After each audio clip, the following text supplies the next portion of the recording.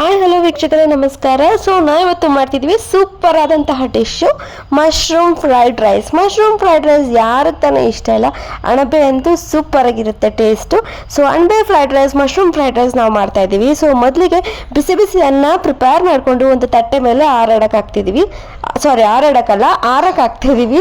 So ಬಿಸಿ ಬಿಸಿ ಅನ್ನನ ಹಾಗೆ fried rice ಮಾಡಿದ್ರೆ ಏನಾಗುತ್ತೆ, ಸ್ವಲ್ಪ ಮುದ್ದೆ ಮುದ್ದೆ ಆಗುತ್ತೆ. ಅನ್ನ ಉದ್ರ ಬರೋದಕ್ಕೆ ಬಿಸಿ ಅನ್ನನ ಸ್ವಲ್ಪ ತಟ್ಟೆ ಮೇಲೆ ಆರ್ಸಕ್ಕೆ ಇಟ್ಟಿದ್ದೀವಿ.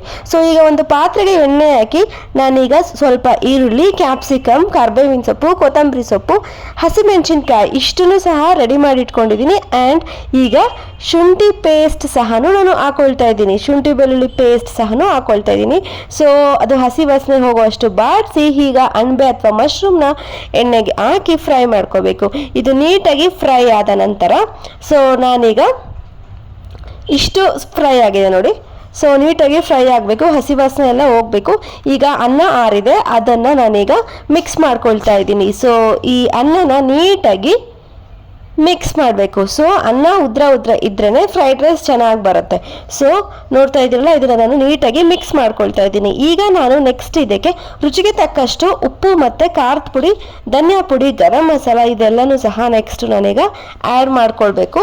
ಸೊ ಸ್ವಲ್ಪ ಈಗ ಹುರಿತಾ ಇದ್ದೀನಿ. ಈಗ ಹುರಿದಾದ್ಮೇಲೆ ನಾನೀಗ ರುಚಿಗೆ ತಕ್ಕಷ್ಟು ಉಪ್ಪು ಹಾಕಿ ನೀಟಾಗಿ ಮಿಕ್ಸ್ ಮಾಡಿಕೊಂಡು ಸ್ವಲ್ಪ ಖಾರದ ಪುಡಿ, ಧನಿಯಾ ಪುಡಿ, ಗರಂ ಮಸಾಲ ಇಷ್ಟನ್ನು ಸಹ ನಾನು ಆ್ಯಡ್ ಮಾಡ್ಕೊಳ್ತಾ ಇದ್ದೀನಿ. ಇದನ್ನು ಅಷ್ಟೇ ನೀಟಾಗಿ ಮಿಕ್ಸ್ ಮಾಡ್ಕೊಳ್ತಾ ಇದ್ದೀನಿ.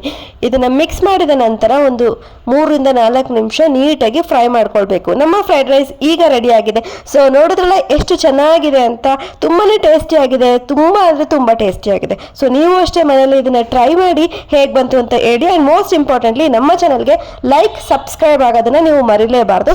ಸೊ ಬೇಗ ಸಬ್ಸ್ಕ್ರೈಬ್ ಆಗಿ ಆ್ಯಂಡ್ ಲೈಕ್ ಸಹ ಮಾಡಿ. ಮುಂದಿನ ಒಂದು ಯಾವುದೇ ವಿಡಿಯೋ ಹಾಕಿದ್ರು ನಿಮಗೆ ನೋಟಿಫಿಕೇಶನ್ ಬರುತ್ತೆ. ಸೊ ಸಬ್ಸ್ಕ್ರೈಬ್ ಆಗೋದನ್ನು ಮರಿಬೇಡಿ. ಥ್ಯಾಂಕ್ ಯು ವೀಕ್ಷಕರೇ. ಮುಂದಿನ ಒಂದು ವಿಡಿಯೋದಲ್ಲಿ ಸಿಗ್ತೀವಿ.